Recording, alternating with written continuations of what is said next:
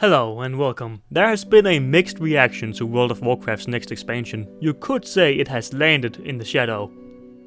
So let's shine some light on it together and /inspect World of Warcraft Shadowlands. Ever since around WoD, there's one character that has really grown on me and is now a real favorite of mine. Become a more and more powerful leader, been a bigger and bigger player in shaping the storyline, having several significant moments around cinematics especially.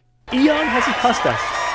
Just love him, he's a great presenter. Sylvanas though has had a few busy years. For example, the new cinematic trailer. You saw it, I saw it, we all know what happens. And there's a lot of opinions on it. But I think we can all agree that that moment where Bolvar channels the powers of the Lich King is very cool. While the shattering of the sky, where reality and this new realm almost mirror each other, is probably one of my favorite visuals from any cinematic ever. So I admire the work that was put into the cinematic. But it does seem like Sylvanas really enjoys destroying things people cherish. From the Night Elven home of Teldrassil to the honorable Saurfang and now the iconic Lich King. Maybe she will have a go at it if we pretend to love mission tables. But regardless, Bolvar is still alive and seems to take the role of a guide for us when we go to the Shadowlands. I'm just a bit concerned that he might have a special questline for us, seeing as he was chained up and tortured by Arthas, then chained again and dominated by Sylvanas,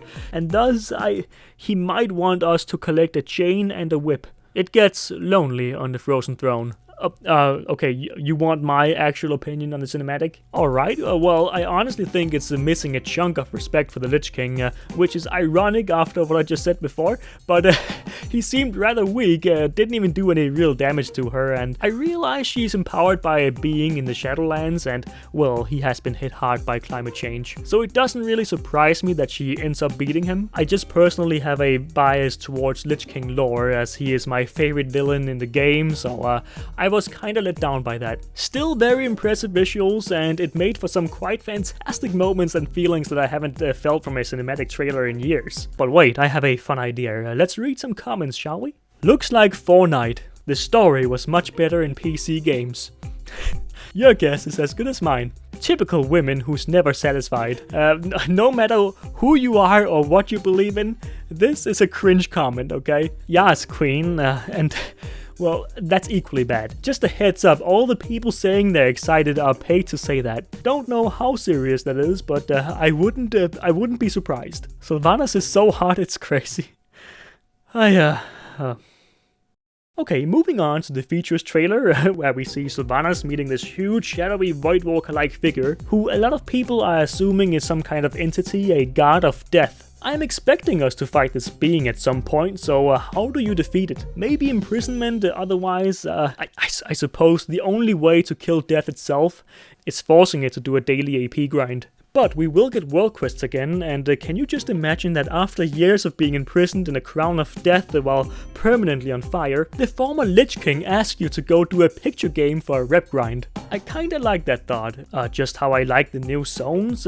We have something for everybody here. Revendreth, a gothic-inspired zone for the you don't get me mom crowd. Ardenweld, a magical wonderland with fairies. Maldraxxus, a very bleak and dark zone, probably my least favorite so far. And Bastion, a heaven-like zone which erotic roleplayers won't be allowed into. Also, look at these guys. I so want these owlmen to become an allied race, so just look at them. Their arms are twice as big as their legs, which also is the case for the average WoW player. Each zone has a covenant, who will give you special power-ups if you grind a form of reputation, where you have to connect and form a relationship with them, which I mean, a bold move to make this a feature in World of Warcraft. I like it though, it's not just a bar to be filled. The abilities sound pretty cool, I just hope that it isn't too complicated of a system bundled with the new small talent trees, because I'm lazy and I'm kind of an idiot. There's also gonna be some quite interesting in-game content in the form of the Maw and Thorghast, the Tower of the Damned, a roguelike dungeon that has seemingly endless possibilities. There's something with crafting legendaries without the RNG of Legion. Sounds alright. I'll have to try it for myself to see if I'll enjoy it. It's not what I'm personally the most hyped for at this point. What I am hyped for is the unpruning. We'll get a bunch of spells back, and it seems like Blizzard are rolling back their philosophy on classes a bit, but I will be very disappointed if I don't see the Wind Fury animation making a return.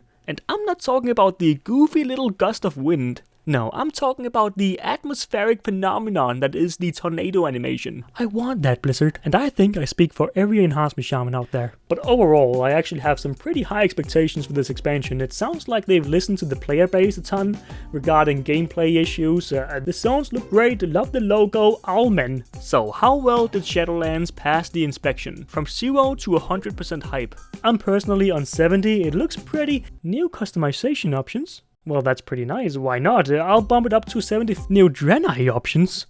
Crystals. Long-tailed Draenei. So, while Shadowlands is a solid 100, a solid 95. And honestly, for a second here, this is as hyped as I've been for an expansion since what, at least. Thanks for watching, I'm sorry for being me, you know what I'm talking about. Thank you from the bottom of my heart to all my lovely patrons and Twitch subs and so on. And I will see you in the next one.